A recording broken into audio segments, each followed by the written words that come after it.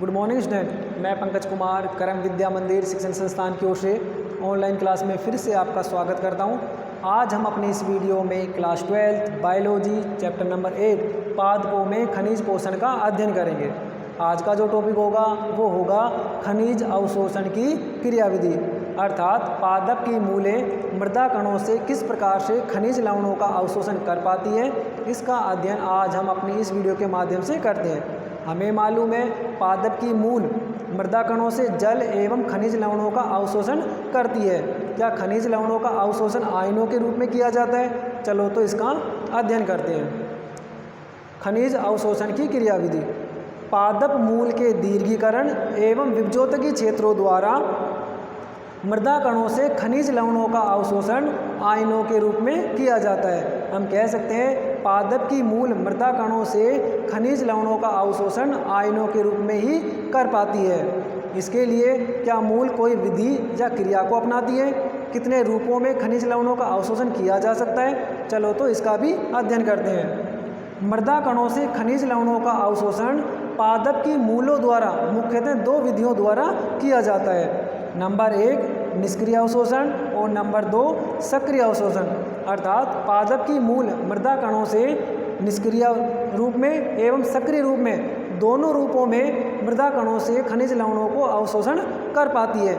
निष्क्रिय अवशोषण में पादप की मूल बिना कोई ऊर्जा के मृदा कणों से खनिज लवणों को आसानी से अवशोषित कर पाती है, लेकिन इसके विपरीत सक्रिय अवशोषण में पादप की मूलों के लिए ऊर्जा की आवश्यकता होती है।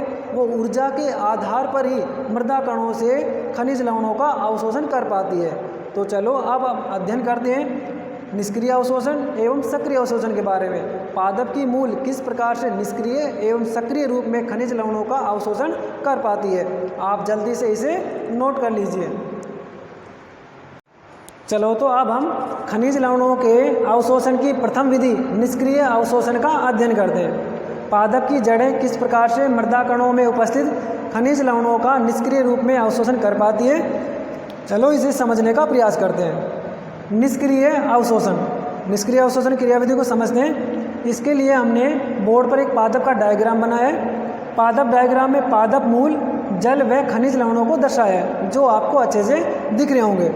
अब बात करते हैं निष्क्रिय अवशोषण होता क्या है। इसके लिए जब मृदा कणों के मध्य खनिज लवणों की सांद्रता अधिक होती है और मूल कोशिकाओं में खनिज लवणों की सांद्रता कम होती है, तो ये खनिज लवण रासायनिक विभवपर्णता के आधार पर अपनी अधिक सांद्रता से कम सांद्रता की ओर गमन करते हैं, अर्थात मृदा कणों से पादप मूल कोशिकाओं में प्रवेश कर जाते हैं। इस क्रिया के लिए ऊर्जा की आवश्यकता नहीं होती है, यह एक भौतिक क्रिया होती है। इस प्रकार जब पादप की जड़ें खनिज लवणों का अवशोषण करती है तो वो क्रिया निष्क्रिय अवशोषण कहलाती है। आपको निष्क्रिय अवशोषण अच्छे से समझ में आ गया होगा। मृदा कणों में खनिज लवणों की सांद्रता अधिक होने पर रासायनिक विभवपर्णता के आधार पर ये खनिज लवण मृदा कणों से पादप कोशिकाओं में प्रवेश कर जाते हैं। इस क्रिया के लिए ऊर्जा की आवश्यकता नहीं होती है। इस प्रकार के अवशोषण को निष्क्रिय अवशोषण कहते हैं। निष्क्रिय अवशोषण एक प्रकार का भौतिक अवशोषण होता है। ये क्रिया आपको अच्छे से समझ में आ गई होगी। अब बात करते हैं निष्क्रिय अवशोषण की क्रियाविधि के समर्थन में विभिन्न वैज्ञानिकों द्वारा अलग अलग सिद्धांत प्रस्तुत किए गए। उन्होंने बताया कि वास्तव में ही निष्क्रिय अवशोषण जो क्रिया होती है वो रासायनिक विभवपर्णता के आधार पर होती है। इस क्रिया के संबंध में अलग अलग वैज्ञानिकों द्वारा निम्न सिद्धांत प्रतिपादित किए गए। कौन कौन से सिद्धांत थे, चलो उन्हें देखते हैं। निष्क्रिय अवशोषण की क्रिया के समर्थन में निम्न सिद्धांत दिए गए। कौन कौन से थे? नंबर 1 सहती प्रवाह सिद्धांत, नंबर 2 आयन विनिमय सिद्धांत और नंबर 3 डोनन साम्यता सिद्धांत। ये 3 सिद्धांत निष्क्रिय जल अवशोषण की क्रिया के समर्थन में प्रस्तुत किए गए। चलो तो अब हम बात करते हैं सहती प्रवाह सिद्धांत किस प्रकार से निष्क्रिय अवशोषण के समर्थन में सही साबित होता है, इसलिए आप इसे जल्दी से नोट कर लीजिए। अब हम अध्ययन करते हैं निष्क्रिय अवशोषण के प्रथम सिद्धांत सहती प्रवाह सिद्धांत। इस सिद्धांत में क्या बताया कि पादप की जो जड़ें होती हैं वो मृदा कणों से जल का अवशोषण वाष्पोत्सर्जन कर्षण खिंचाव के आधार पर करती है। किस प्रकार से? जब पादप में वाष्पोत्सर्जन की क्रिया अधिक होती है तो पादप कोशिकाओं में उपस्थित जल वाष्प बनकर बाहर निकल जाता है, जिसके कारण पादप की पर्णशिराओं से लेकर पादप मूल की जाइलम क्षेत्र तक एक सतत वाष्पोत्सर्जन खिंचाव उत्पन्न होता है। इस वाष्पोत्सर्जन खिंचाव के कारण ही मृदा कणों से जल का तो अवशोषण किया जाता है, इस जल के अवशोषण के साथ साथ मृदा कणों में उपस्थित खनिज लवणों का भी अवशोषण हो जाता है। तो इस प्रकार से 37 सिद्धांत में बताया गया यह सिद्धांत वाष्पोत्सर्जन कर्षण खिंचाव बल पर आधारित है। इस सिद्धांत के अनुसार जब पादपों में वाष्पोत्सर्जन की क्रिया अधिक होती है तो पर्णशिराओं से लेकर मूल के जाइलम क्षेत्र तक एक ऋणात्मक वाष्पोत्सर्जन कर्षण खिंचाव बल उत्पन्न होता है। इस बल के कारण मृदा कणों से जल अणुओं के साथ साथ खनिज लवणों को भी अवशोषित कर लिया जाता है। इस क्रिया के लिए भी ऊर्जा की आवश्यकता नहीं होती है। तो आपको अच्छे से समझ में आ गया होगा 37 प्रवाह सिद्धांत मुख्यतः वाष्पोत्सर्जन कर्षण खिंचाव बल पर आधारित है। अब हम बात करते हैं नंबर 2 आयन विनिमय सिद्धांत के बारे में। आप इसे जल्दी से नोट कर लीजिए। अब बात करते हैं निष्क्रिय अवशोषण का द्वितीय सिद्धांत आयन विनिमय सिद्धांत। इस सिद्धांत में क्या बताया कि पादप की जड़ों द्वारा मृदा कणों से जल अणुओं का अवशोषण या खनिज लवणों का अवशोषण आयनों के विनिमय के आधार पर होता है। अर्थात उसने इस सिद्धांत में क्या बताया कि पादप की मूल के बाहरी क्षेत्र अर्थात मृदा कणों में धन आयन व ऋण आयन उपस्थित होते हैं। इसी प्रकार पादप की मूल कोशिकाओं में भी धन आयन व ऋण आयन उपस्थित होते हैं। जब समान आवेशित आयनों का विनिमय आपस में होता है अर्थात पादप कोशिका में उपस्थित धन आयन बाहर निकल जाता है, ये वाला धन आयन बाहर निकल गया, इसके स्थान पर मृदा कणों में उपस्थित धन आयन पुनः पादप कोशिका में प्रवेश कर गया। अर्थात समान आवेशित आयनों के मध्य जब विनिमय होता है तो वह सिद्धांत आयन विनिमय कहलाता है। आयन विनिमय सिद्धांत में बताया गया अपने समान आवेशित आयनों का विनिमय अर्थात जब पादप कोशिका एवं मृदा कणों के मध्य समान धनावेशित एवं ऋणावेशित कण उपस्थित होते हैं, कुपोषक तत्व या खनिज लवण उपस्थित होते हैं तो उनके समान आयन एक दूसरे आवेशित रूप में विनिमय होते रहते हैं। अर्थात धन आयन के स्थान पर धन आयन, ऋण आयन के स्थान पर ऋण आयन आपस में विनिमय होते रहते हैं। इस आधार पर मृदा कणों में उपस्थित धन आयन पादप कोशिका में प्रवेश कर जाता है तथा पादप कोशिका में उपस्थित धन आयन मृदा कणों में वापस लौट आता है। तो यह सिद्धांत आयन विनिमय सिद्धांत कहलाया। इस सिद्धांत के आधार पर पादप की जड़ें मृदा कणों से खनिज लवणों का अवशोषण कर पाती है। जैसे K+ आयन का विनिमय H+ आयन द्वारा हो जाता है। माना पादप की मूल में H+ आयन उपस्थित है और बाहरी क्षेत्र में K+ आयन उपस्थित है तो अब क्या होता है, समान आवेशित आयनों का आपस में विनिमय होता है। अर्थात हाइड्रोजन निकलकर मृदा कणों में आ जाएगा, पोटेशियम मृदा कणों से पादप मूल में प्रवेशित कर जाएगा। इस प्रकार से पोषक तत्वों का चक्रण चलता रहता है। अपने समान आवेशित आयनों का विनिमय क्या कहलाता है, आयन विनिमय कहलाता है। जैसे K+ आयन का विनिमय H+ द्वारा तथा Cl का आयन विनिमय Br- द्वारा हो जाता है तथा आयनों के विनिमय के आधार पर पादप की जड़ें जल व खनिज लवणों का अवशोषण कर पाती है। तो आपको निष्क्रिय अवशोषण के दूसरे सिद्धांत आयन विनिमय सिद्धांत अच्छे से समझ में आ गया होगा। अब बात करते हैं बहुत ही मोस्ट सिद्धांत जो कि निष्क्रिय अवशोषण का तीसरा सिद्धांत है, डोनन साम्यता का सिद्धांत। उसने किस प्रकार से इस सिद्धांत को बताया, चलो हम इसे बताते हैं। चलो अब हम समझते हैं नंबर 3 डोनन साम्यता का सिद्धांत जो कि बहुत मोस्ट है। इस सिद्धांत को डोनन नामक वैज्ञानिक द्वारा 1927 में प्रस्तुत किया गया। इस सिद्धांत के आधार पर क्या बताया कि पादप की जो जड़ें होती है मृदा कणों से खनिज लवणों का अवशोषण आयनों के आदान प्रदान द्वारा कर पाती है। किस प्रकार से? उन्होंने बताया कि जो पादप कोशिका होती है, पादप कोशिका के अंदर धन आयन व ऋण आयन उपस्थित होते हैं। ये धन आयन पादप कोशिका को छोड़कर बाहर नहीं आ सकते, तो इन आयनों को स्थिर आयन कहते हैं। इन आयनों क्या कहते हैं? स्थिर आयन कहते हैं, जो कि पादप कोशिका के अंदर उपस्थित है। लेकिन पादप कोशिका की जो झिल्ली होती है, पादप कोशिका की जो झिल्ली होती है, उसके आर पार धन आयन व ऋण आयन जा सकते हैं। बाहर जो धन आयन उपस्थित है वो अंदर जा सकते हैं, अंदर जो धन आयन उपस्थित है वो बाहर आ सकते हैं। अर्थात धन आयन ऋण आयन आपस में आर पार जा सकते हैं। लेकिन क्या होता है, जैसे यदि इस झिल्ली, जो कोशिका झिल्ली सामान्यतः कोशिका की सामान्य दशा होती है, उसमें धन आयन व ऋण आयन दोनों का अनुपात बराबर होता है, अर्थात वो संतुलित दशा में रहते हैं। लेकिन यदि किसी कारणवश इस झिल्ली को पार करके ऋण आयन की संख्या झिल्ली के अंदर अधिक हो जाती है, ऋण आयन की संख्या इस झिल्ली के अंदर अधिक हो जाती है, तो इस ऋण आयन को संतुलित करने के लिए बाहर से धन आयन इस झिल्ली में प्रवेश कर जाते हैं, जिससे धन आयन व ऋण आयन दोनों का अनुपात समान हो जाता है। अर्थात कोशिका झिल्ली के बाहर, अर्थात मृदा कणों में धन आयनों की संख्या मान लो कितनी है? 8 है। इसी प्रकार ऋण आयनों की संख्या कितनी है? 8 है। दोनों की संख्या बराबर है कोशिका झिल्ली के बाहर मृदा कणों के मध्य। अब बात करते हैं कोशिका झिल्ली के अंदर धन आयन व ऋण आयन भी आसानी से आर पार जा सकते हैं। इसी प्रकार 8 धन आयन यहाँ पे हो गए, 8 धन आयन यहाँ पे हो गए, दोनों समान संतुलन में, तो ये कौन सा हो गया? संतुलित अनुपात हो गया।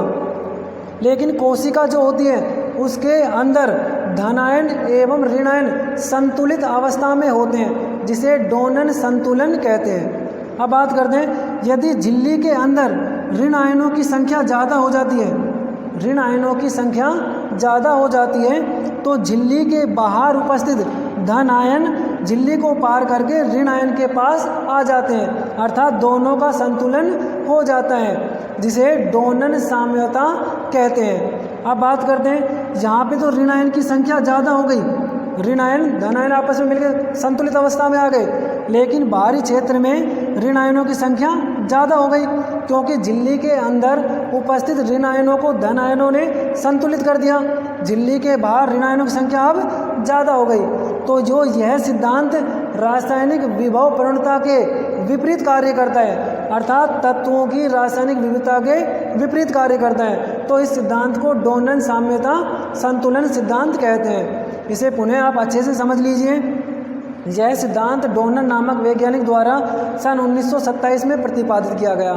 इस सिद्धांत के अनुसार कोशिका के अंदर धन आयन व ऋण आयन सामान्य रूप में उपस्थित रहते हैं, अर्थात वो कोशिका को छोड़कर बाहर नहीं आ सकते। इस कारण उन्हें स्थिर आयन कहते हैं। ठीक है। इसके पश्चात कोशिका झिल्ली के अंदर व कोशिका झिल्ली के बाहर, अर्थात मृदा कणों के मध्य और पादप कोशिका झिल्ली के मध्य धन आयन व ऋण आयन आसानी से आर पार जा सकते हैं।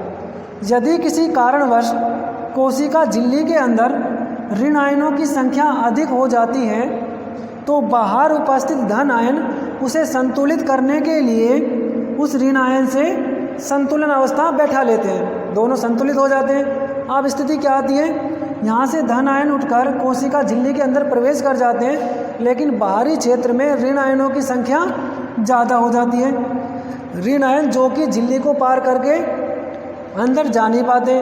तो यह सिद्धांत सामान्य रूप से रासायनिक विभव प्रवणता के विपरीत कार्य करता है। इस आधार पर आयनों का पादप कोशिकाओं में प्रवेश हो जाता है, जिसे डोनन साम्यता का सिद्धांत कहते हैं। तो आज हमने निष्क्रिय अवशोषण के तीनों सिद्धांत, सहती प्रवाह सिद्धांत, आयन विनिमय सिद्धांत और डोनन साम्यता का सिद्धांत का अच्छे से अध्ययन किया। अब हम बात करते हैं नंबर 2 सक्रिय अवशोषण के बारे में। अब बात करते हैं नंबर 2 सक्रिय अवशोषण। सक्रिय अवशोषण क्या होता है, किस प्रकार से पादप की जड़ें मृदा कणों से खनिज लवणों का सक्रिय रूप में अवशोषण कर पाती है। चलो तो इस क्रिया को भी समझ लेते हैं। फिर से बोर्ड पर एक पादप का डायग्राम बनाया हुआ है। सक्रिय अवशोषण, पादप की जड़ें किस प्रकार से सक्रिय अवशोषण द्वारा खनिज लवणों का अवशोषण कर पाती है, हम इसे समझते हैं। जब मृदा कणों में खनिज लवणों की सांद्रता कम होती है, जब मृदा कणों में खनिज लवणों की सांद्रता कम होती है और पादप मूलों में खनिज लवणों की सांद्रता अधिक होती है, पादप मूल में खनिज लवणों की सांद्रता अधिक होती है, तो इसके विपरीत भी मृदा कणों से ही खनिज लवणों का अवशोषण पादप की मूलों द्वारा किया जाता है। तो हम कह सकते हैं ऐसा अवशोषण जो रासायनिक विभव प्रवणता के विपरीत कार्य करता है, अर्थात मृदा में खनिज लवणों की सांद्रता कम है, इसके विपरीत मृदा कणों से ही खनिज लवणों का अवशोषण पादप की जड़ों द्वारा किया जाता है, तो उस अवशोषण को हम सक्रिय अवशोषण कहते हैं। इस क्रिया के लिए ऊर्जा एटीपी की आवश्यकता होती है, जो कि एक जैविक क्रिया के रूप में काम आती है। तो सक्रिय अवशोषण क्या होता है, चलो इसे समझते हैं। यह क्रिया रासायनिक विभव प्रवणता के विपरीत कार्य करती है। इस क्रिया में ऊर्जा की आवश्यकता होती है तथा यह क्रिया कोशिका के उपापचयी क्रियाओं पर निर्भर करती है। जब पादप की जड़ें मृदा कणों से खनिज लवणों का अवशोषण ऊर्जा की उपस्थिति में कर पाती है, तो उसे हम सक्रिय अवशोषण कहते हैं। सक्रिय अवशोषण के सिद्धांत में भी विभिन्न सिद्धांतों के समर्थन शामिल हुए। बहुत सारे वैज्ञानिक आए जिन्होंने बताया कि सक्रिय अवशोषण वास्तव में ही खनिज लवणों के अवशोषण की सही प्रक्रिया है। इसके लिए अलग अलग समर्थन प्राप्त हुए। तो कौन कौन से थे, चलो वो उसका भी अध्ययन करते हैं। सक्रिय अवशोषण की क्रिया के समर्थन में निम्न सिद्धांत प्रस्तुत किए गए। कौन कौन से, नंबर 1 वाहक संकल्पना सिद्धांत, नंबर 2 आयन पंप या साइटोक्रोम सिद्धांत और नंबर 3 वैद्युत रासायनिक प्रवणता सिद्धांत। तो चलो अब इन तीनों सिद्धांतों के माध्यम से सक्रिय अवशोषण की क्रिया को समझने का प्रयास करते हैं। अब बात करते हैं नंबर 1 वाहक संकल्पना सिद्धांत। सक्रिय अवशोषण का प्रथम समर्थन वाहक संकल्प सिद्धांत। यह सिद्धांत वॉन डेन होर्ट ने सन 1937 में दिया। इस सिद्धांत के अनुसार क्या बताया कि पादप की जड़ें किस प्रकार से खनिज लवणों का अवशोषण कर पाती है, चलो देखते हैं। इस सिद्धांत में बताया कि जो पादप कोशिका झिल्ली होती है वो चयनात्मक एवं अर्धपारगम्य होती है। अब बात क्या करते हैं, पादप कोशिका के बाहरी क्षेत्र में धनायन एवं ऋणायन अर्थात मृदा कणों के मध्य धनायन एवं ऋणायन खनिज लवण उपस्थित है।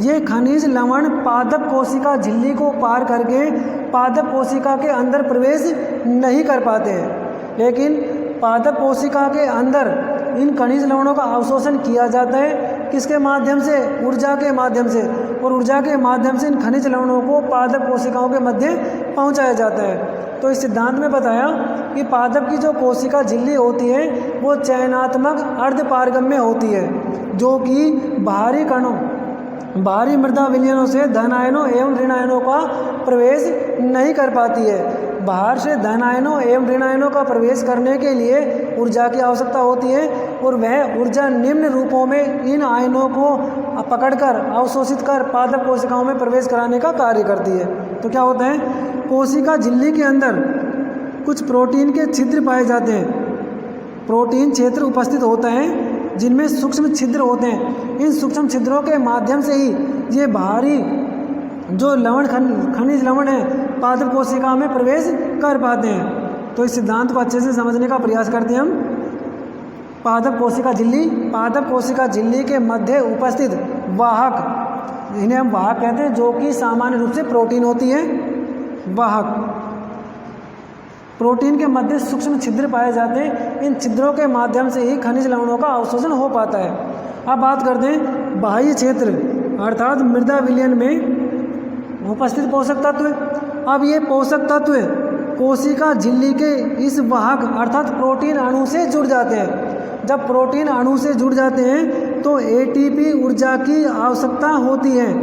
एटीपी ऊर्जा एटीपी ऊर्जा अवशोषित अणुओं को अवशोषित कर एडीपी में टूट जाती है। एडीपी प्लस में सक्रिय वाहक के रूप में विभक्त हो जाती है। अब क्या होता है, ये सक्रिय वाहक अब किस प्रकार से इन खनिज लवणों को पादप कोशिका में प्रवेश कराने का कार्य करते हैं, अब आप अच्छे से समझिए। सबसे पहले मृदा कणों में उपस्थित खनिज तत्व के आयन, धनायन व ऋणायन वाहक से मिल जाते हैं। वाहक का मतलब क्या होता है, प्रोटीन क्षेत्र से मिल जाते हैं। प्रोटीन क्षेत्र में सूक्ष्म छिद्र होते हैं। प्रोटीन क्षेत्र से जैसे मिल जाते हैं उसी प्रकार ऊर्जा एटीपी का उपयोग करती है। एटीपी वाहक के साथ मिलकर एडीपी प्लस में सक्रिय वाहक को बनाती है। अर्थात कह सकते हैं वाहक प्रोटीन एटीपी ऊर्जा प्रोटीन ने अवशोषित किया बाह्य धनायन व ऋणायन को, धनायन व ऋणायनों को अवशोषित किया। अवशोषित करने के पश्चात एटीपी एडीपी में विभक्त हो जाती है और सक्रिय वाहक का निर्माण करती है। अर्थात वाहक के साथ धनायन व ऋणायन जुड़ जाते हैं, जुड़ गए। अब क्या होता है, ये सक्रिय वाहक इन धनायन व ऋणायनों को आपस में जोड़ लेता है, अपने अंदर अवशोषित कर लेता है। अर्थात बाहरी क्षेत्र से धनायन व ऋणायन के कण प्रोटीन क्षेत्र में आ जाते हैं। जब ये प्रोटीन क्षेत्र में आ जाते हैं तो वाहक आयन सहमिश्र बन जाता है। अर्थात वाहक प्लस में धनायन व ऋणायन बन जाता है। अब ये धनायन व ऋणायन इस क्षेत्र में प्रवेश कर गए। इस क्षेत्र में प्रवेश करने के पश्चात क्या होता है, अब ये वाहक धनायन व ऋणायन इस वाली झिल्ली, आंतरिक झिल्ली को पार करके इस क्षेत्र में आ जाते हैं, कोशिका के अंदर आ जाते हैं। जब ये कोशिका के अंदर आ जाते हैं तो वाहक निष्क्रिय रूप में हो जाता है, पुनः अपनी स्थिति में आ जाता है, जो कि अंदर से खनिज लवणों को बाहर नहीं ला पाता। तो इस प्रकार से बाहर उपस्थित खनिज लवणों का अवशोषण पादप कोशिका में वाहक संकल्पना के आधार पर हो जाता है। तो किस प्रकार से हुआ, इसे देखिए। पादप कोशिका झिल्ली जो कि चयनात्मक एवं अर्धपारगम्य होती है, इस झिल्ली के अंदर प्रोटीन के कण उपस्थित होते हैं जो कि वाहक के रूप में कार्य करते हैं। ये प्रोटीन के कण बाहरी क्षेत्र में उपस्थित धनायन एवं ऋणायनों को अवशोषित कर लेते हैं। अवशोषित करने के पश्चात ऊर्जा एटीपी का उपयोग किया जाता है। एटीपी एडीपी में विभक्त हो जाती है तथा सक्रिय वाहक का निर्माण करती है। वाहक प्लस एटीपी, उसने एडीपी प्लस सक्रिय वाहक को निर्मित किया। अब ये सक्रिय वाहक खनिज लवणों को अवशोषित करके, अर्थात आयनों को अवशोषित करके वाहक आयन सहमिश्र का निर्माण करते हैं। वाहक आयन सहमिश्र जब बन जाते हैं तो ये वाहक सहमिश्र आयन कोशिका की झिल्ली को पार कर कोशिका के अंदर चले जाते हैं। अंदर जाने के पश्चात वाहक आयन सहमिश्र निष्क्रिय हो जाता है। निष्क्रिय होने के पश्चात आयनों को वो कोशिका झिल्ली के अंदर मुक्त कर देता है। तो इस प्रकार वाहक संकल्पना सिद्धांत के आधार पर बताया गया कि पादप कोशिका के अंदर प्रोटीन के कण उपस्थित होते हैं जो एटीपी ऊर्जा का उपयोग कर बाहर से धनायन व ऋणायनों को पादप कोशिकाओं में पहुंचाने का कार्य करते हैं। अब इसके पश्चात पढ़ते हैं नंबर 2, साइटोक्रोम पंप सिद्धांत। चलो अब बात करते हैं नंबर 2, आयन पंप या साइटोक्रोम सिद्धांत। इस सिद्धांत में क्या बताया गया, इस सिद्धांत में बताया गया कि इस सिद्धांत के अनुसार पादपों की श्वसन दर का सीधा संबंध पादपों द्वारा अवशोषित ऋण आयनों से होता है। अर्थात जब पादपों में श्वसन क्रिया होती है तो पादप कोशिकाओं में उपस्थित साइटोक्रोम बाह्य क्षेत्र, बाह्य विलयन में उपस्थित ऋण आयनों को अवशोषित कर लेता है और उस ऋण आयनों को अवशोषित करने के पश्चात वो उसे कोशिका झिल्ली से दूर अंदर कोशिका द्रव में प्रवेश करा देता है, अर्थात मूल कोशिकाओं में प्रवेश करा देता है। जब ऋण आयन कोशिका झिल्ली में प्रवेश कर जाते हैं तो बाहर से धन आयन निष्क्रिय रूप में स्वतः ही कोशिका झिल्ली के अंदर आ जाते हैं। चलो तो इस सिद्धांत को समझ लेते हैं। हमने कोशिका झिल्ली बनाई हुई है जो कि अवरोधक झिल्ली होती है, अर्थात अर्धपारगम्य चयनात्मक झिल्ली होती है। यह बाहरी क्षेत्र है जिसमें धनायन एवं ऋणायन खनिज लवण उपस्थित है। यह कोशिका झिल्ली का आंतरिक क्षेत्र है। तो अब क्या होता है, इस सिद्धांत के अनुसार पादपों की श्वसन दर का सीधा संबंध पादपों द्वारा ऋण आयनों से होता है, अवशोषित ऋण आयनों से होता है। तो अब क्या करते हैं, बाहरी क्षेत्र में धनायन व ऋणायन दोनों कण उपस्थित हैं। इन दोनों आयनों में से जब पादपों में श्वसन क्रिया होती है तो साइटोक्रोम द्वारा ऋण आवेश को अवशोषित कर लिया जाता है। ऋण आयनों को अवशोषित कर लिया जाता है। अब ये साइटोक्रोम वाहक के रूप में इस ऋण आयन को कोशिका झिल्ली के अंदर भेज देता है। इस कोशिका झिल्ली के अंदर इसे भेज देता है। जब ऋण आयन साइटोक्रोम द्वारा कोशिका झिल्ली के अंदर भेज दिया जाता है तो इस ऋण आवेश को संतुलित करने के लिए बाहर उपस्थित धन आयन स्वतः ही निष्क्रिय रूप में कोशिका झिल्ली के अंदर आ जाता है। तो आयन पंप सिद्धांत में बताया गया कि पादपों में श्वसन क्रिया के दौरान साइटोक्रोम ऋण आयनों को अवशोषित कर लेते हैं। ऋण आयनों के अवशोषित करने के पश्चात धन आयन निष्क्रिय रूप में स्वतः ही अवशोषित हो जाते हैं। ये धन